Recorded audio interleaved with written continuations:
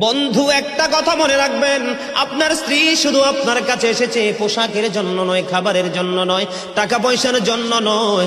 স্বামীর কাছে যেই খোরাক স্ত্রীর জন্য আছে, এবং স্ত্রীর জন্য স্বামীর কাছে যেই খোরাক, স্বামীর জন্য স্ত্রীর কাছে যেই খোরাক আছে, পৃথিবীর কোথাও সেই খোরাক নাই।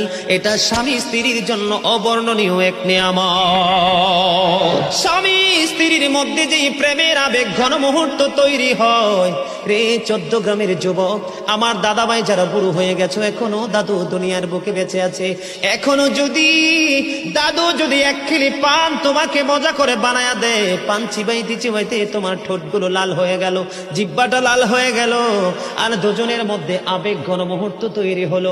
আমার নবী বলেছে, স্বামী স্ত্রী এই রোমান্টিক সময়টাতে যদি 1 ঘন্টা যদি কাটাইতে পারে রে, তাহলে 1 বছরের নফল ইবাদতের সওয়াব দিয়ে দিবে।